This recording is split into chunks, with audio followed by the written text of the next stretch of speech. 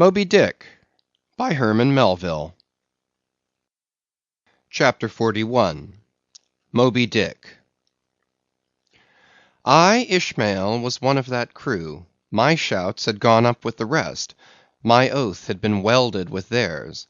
And stronger I shouted, and more did I hammer and clinch my oath, because of the dread in my soul. A wild, mystical, sympathetical feeling was in me. Ahab's quenchless feud seemed mine. With greedy ears I learned the history of that murderous monster against whom I and all the others had taken our oaths of violence and revenge. For some time past, though at intervals only, the unaccompanied, secluded white whale had haunted those uncivilized seas mostly frequented by the sperm whale fishermen. But not all of them knew of his existence. Only a few of them, comparatively, had knowingly seen him, while the number who as yet had actually and knowingly given battle to him was small indeed. For, owing to the large number of whale cruisers, the disorderly way they were sprinkled over the entire watery circumference,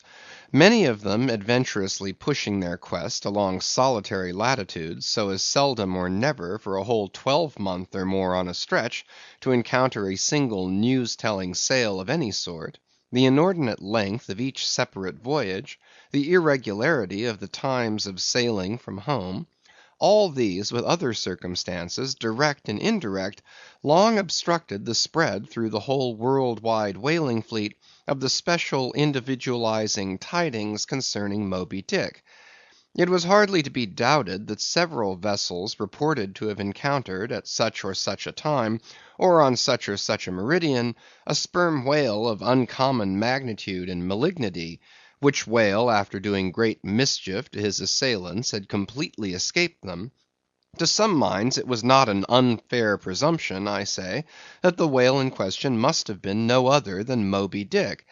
Yet, as of late, the sperm whale fishery had been marked by various and not unfrequent instances of great ferocity, cunning, and malice in the monster attacked.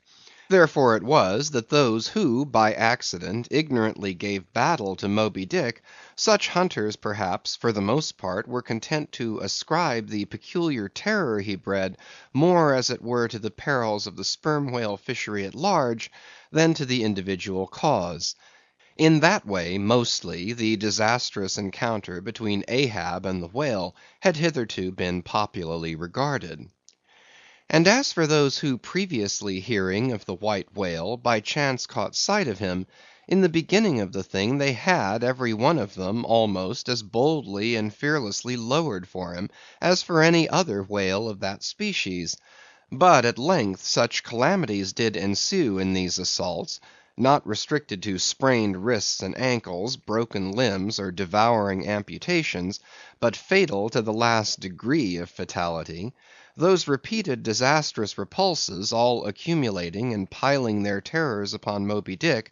those things had gone far to shake the fortitude of many brave hunters to whom the story of the white whale had eventually come. Nor did wild rumors of all sorts fail to exaggerate, and still the more horrify, the true histories of these deadly encounters. For not only do fabulous rumors naturally grow out of the very body of all surprising, terrible events, as the smitten tree gives birth to its fungi, but in maritime life, far more than in that of terra firma, wild rumors abound, wherever there is any adequate reality for them to cling to. And as the sea surpasses the land in this matter, so the whale fishery surpasses every other sort of maritime life, in the wonderfulness and fearfulness of the rumors which sometimes circulate there. For not only are whalemen as a body unexempt from that ignorance and superstitiousness hereditary to all sailors, but of all sailors they are, by all odds, the most directly brought into contact with whatever is appallingly astonishing in the sea. Face to face, they not only eye its greatest marvels, but hand to jaw give battle to them. Alone in such remotest waters, that though you sailed 1,000 miles, and passed 1,000 shores, you would not come to any chiseled hearthstone, or aught hospitable beneath that part of the sun, In such latitudes and longitudes, pursuing too such a calling as he does, the whaleman is wrapped by influences all tending to make his fancy pregnant with many a mighty birth. No wonder, then, that ever gathering volume from the mere transit over the widest watery spaces, the outblown rumors of the white whale did in the end incorporate with themselves all manner of morbid hints and half-formed fetal suggestions of supernatural agencies, which eventually invested Moby Dick with new terrors unborrowed from anything that visibly appears. So that in many cases such a panic did he finally strike, that few who by those rumors at least had heard of the white whale, few of those hunters were willing to encounter the perils of his jaw. But there were still other and more vital practical influences at work. Not even at the present day has the original prestige of the sperm whale, as fearfully distinguished from all other species of the Leviathan, died out in the minds of the whalemen as a body. There are those this day among them who, though intelligent and courageous enough in offering battle to the Greenland or right whale, would perhaps, either from professional inexperience, or incompetency, or timidity, decline a contest with the sperm whale. At any rate, there are plenty of whalemen, especially among those whaling nations not sailing under the American flag,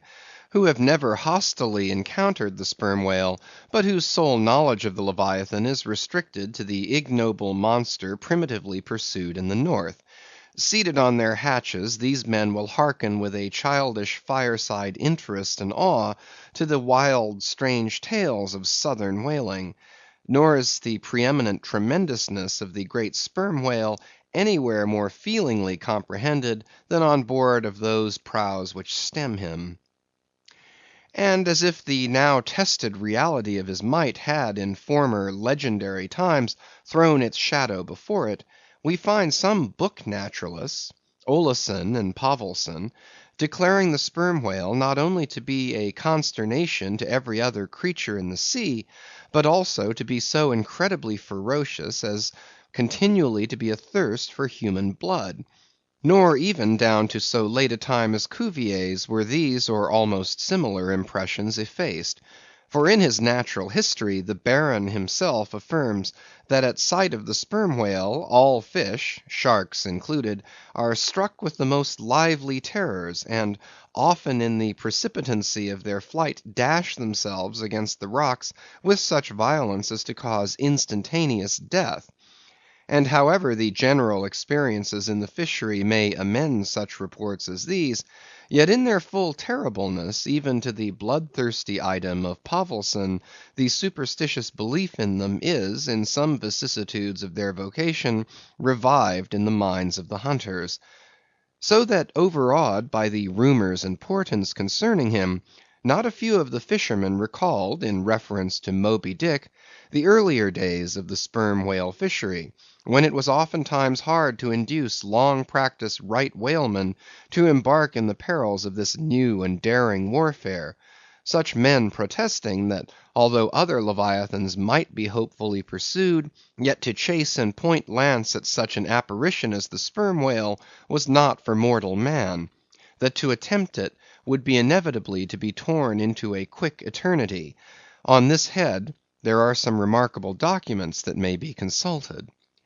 Nevertheless, some there were who even in the face of these things were ready to give chase to Moby Dick, and a still greater number who, chancing only to hear of him distantly and vaguely, without the specific details of any certain calamity, and without superstitious accompaniments, were sufficiently hardy not to flee from the battle if offered.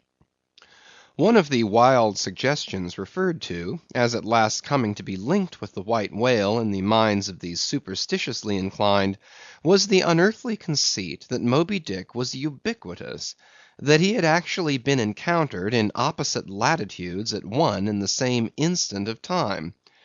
Nor, credulous as such minds might have been, was this conceit altogether without some faint show of superstitious probability.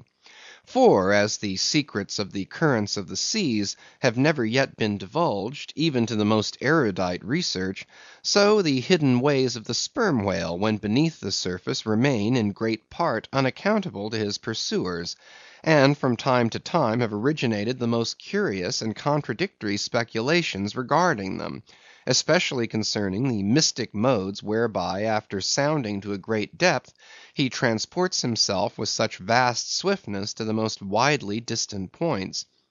It is a thing well known to both American and English whale ships, and as well a thing placed upon authoritative record years ago by Scoresby, that some whales have been captured far north in the Pacific, in whose bodies have been found the barbs of harpoons darted in the Greenland seas. Nor is it to be gainsaid, that in some of these instances it has been declared that the interval of time between the two assaults could not have exceeded very many days. Hence, by inference, it has been believed by some whalemen that the North West Passage, so long a problem to man, was never a problem to the whale. So that here, in the real living experience of living men, the prodigies related in old times of the inland Strelo mountain in Portugal, near whose top there was said to be a lake in which the wrecks of ships floated up to the surface,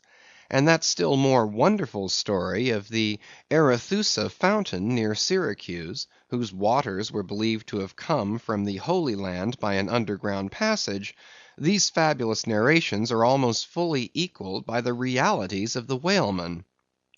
Forced into familiarity, then, with such prodigies as these, and knowing that after repeated intrepid assaults the white whale had escaped alive, it cannot be much matter of surprise that some whalemen should go still further in their superstitions, declaring Moby Dick not only ubiquitous, but immortal; for immortality is but ubiquity in time.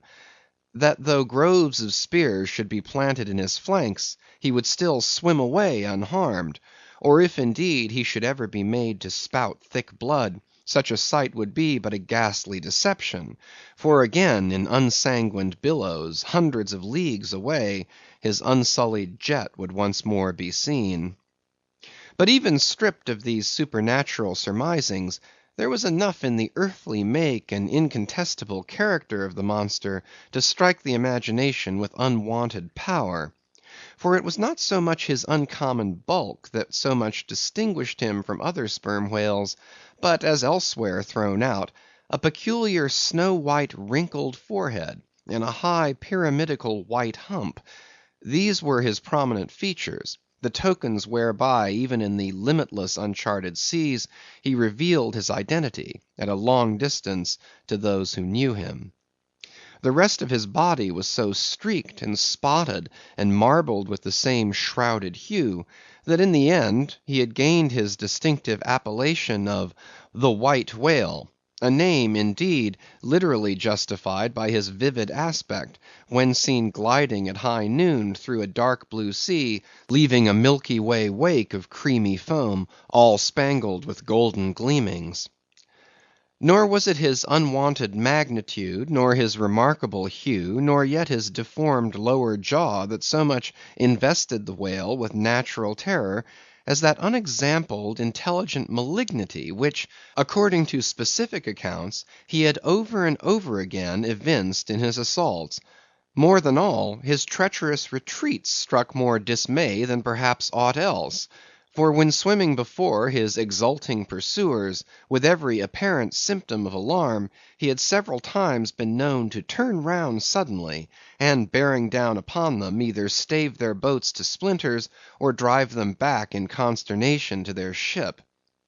Already several fatalities had attended his chase. But though similar disasters, however little bruited ashore, were by no means unusual in the fishery, yet in most instances such seemed the white whale's infernal aforethought of ferocity, that every dismembering or death that he caused was not wholly regarded as having been inflicted by an unintelligent agent.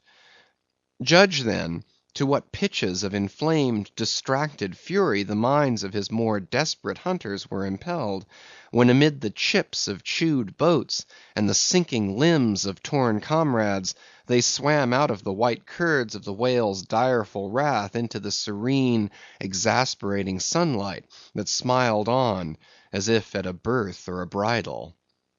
His 3 boats stove around him, and oars and men both whirling in the eddies. One captain, seizing the line knife from his broken prow, had dashed at the whale, as an Arkansas duellist at his foe, blindly seeking with a 6-inch blade to reach the fathom-deep life of the whale. That captain was Ahab. And then it was that, suddenly sweeping his sickle-shaped lower jaw beneath him, Moby Dick had reaped away Ahab's leg, as a mower a blade of grass in the field. No turbaned Turk, no hired Venetian or Malay, could have smote him with more seeming malice.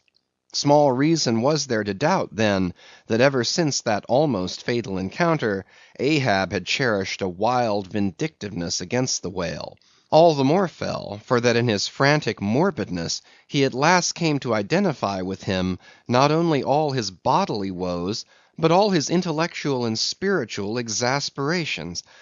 The white whale swam before him as the monomaniac incarnation of all those malicious agencies which some deep men feel eating in them, till they are left living on with half a heart and half a lung. That intangible malignity which has been from the beginning, to whose dominion even the modern Christians ascribe 1/2 of the worlds, which the ancient Ophites of the East reverenced in their statue devil, Ahab did not fall down and worship it like them, but deliriously transferring its ideas to the abhorred white whale, he pitted himself all mutilated against it.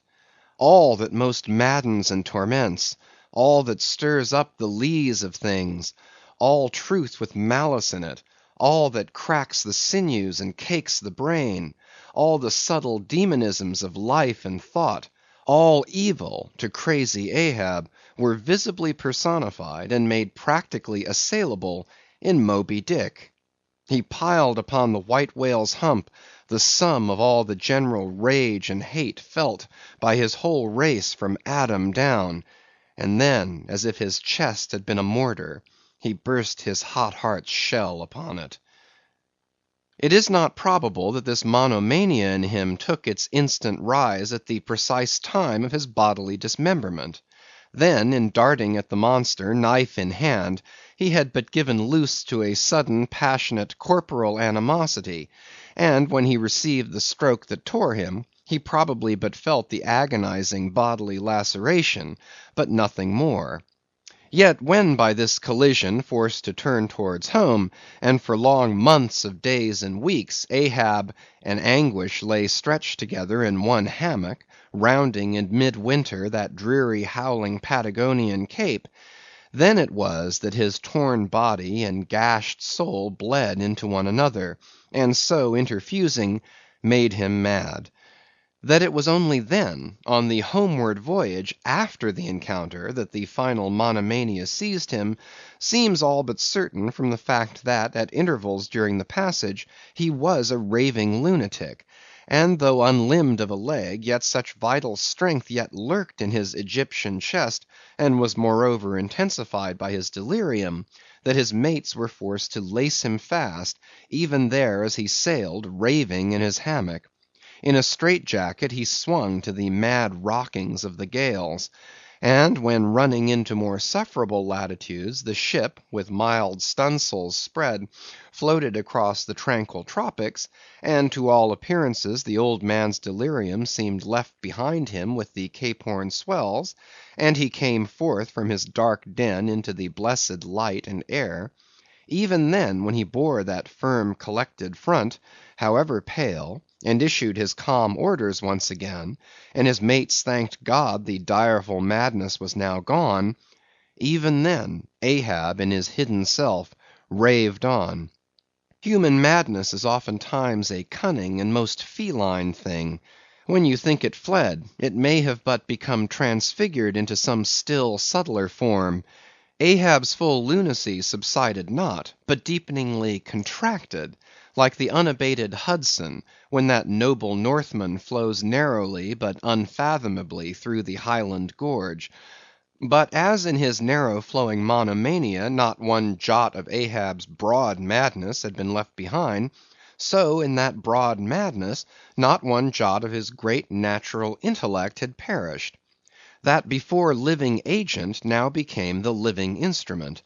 If such a furious trope may stand, his special lunacy stormed his general sanity, and carried it, and turned all its concerted cannon upon its own mad mark; so that far from having lost his strength, Ahab to that one end did now possess 1,000-fold more potency than ever he had sanely brought to bear upon any one reasonable object. This is much, yet Ahab's larger, darker, deeper part remains unhinted. But vain to popularize profundities, and all truth is profound. Winding far down from within the very heart of this spiked Hôtel de Cluny where we here stand, however grand and wonderful, now quit it, and take your way, ye nobler, sadder souls, to those vast Roman halls of Thermes, where far beneath the fantastic towers of man's upper earth, his root of grandeur, his whole awful essence, sits in bearded state, an antique buried beneath antiquities, and throned on torsos. So with a broken throne the great gods mock that captive king; so like a caryatid his patient sits, upholding on his frozen brow the piled entablatures of ages. Wind ye down there, ye prouder, sadder souls; question that proud, sad king. A family likeness? Aye, he did beget ye, ye young exiled royalties; and from your grim sire only will the old state secret come. Now in his heart Ahab had some glimpse of this, namely, all my means are sane, my motive and my object mad. Yet without power to kill, or change, or shun the fact, he likewise knew that to mankind he did long dissemble, in some sort did still. But that thing of his dissembling was only subject to his perceptibility, not to his will determinate.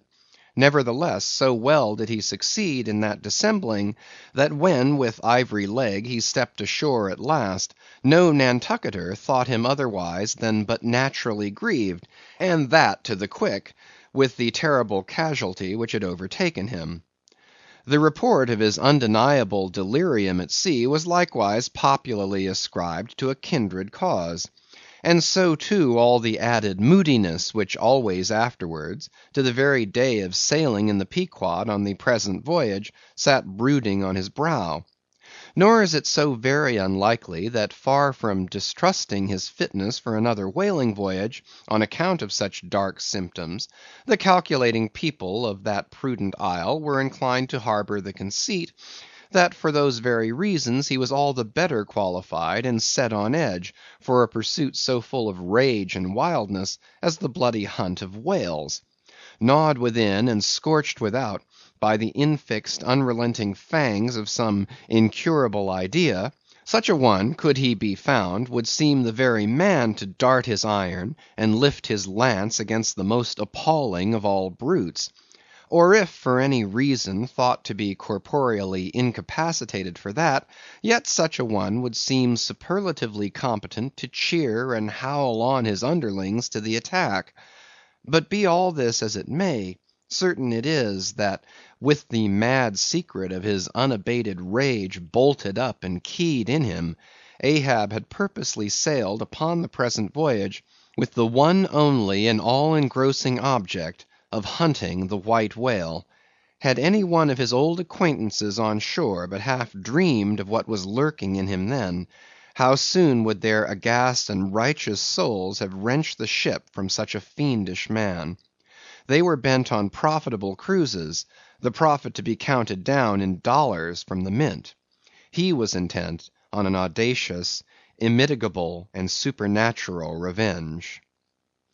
Here then was this grey-headed, ungodly old man, chasing with curses a Job's whale round the world; at the head of a crew, too, chiefly made up of mongrel renegades, and castaways, and cannibals; morally enfeebled, also, by the incompetence of mere unaided virtue or right-mindedness in Starbuck, the invulnerable jollity of indifference and recklessness in Stubb, and the pervading mediocrity in Flask. Such a crew, so officered, seemed specially picked and packed by some infernal fatality to help him in his monomaniac revenge.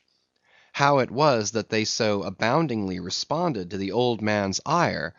by what evil magic their souls were possessed, that at times his hate seemed almost theirs, the white whale as much their insufferable foe as his; how all this came to be; what the white whale was to them, or how to their unconscious understandings also, in some dim, unsuspected way, he might have seemed the gliding great demon of the seas of life; all this to explain would be to dive deeper than Ishmael can go. The subterranean miner that works in us all, how can one tell whither leads his shaft by the ever shifting muffled sound of his pick? Who does not feel the irresistible arm drag? What skiff in tow of a 74 can stand still? For one, I gave myself up to the abandonment of the time and the place, but while yet all a rush to encounter the whale, could see naught in that brute but the deadliest ill. CHAPTER 42.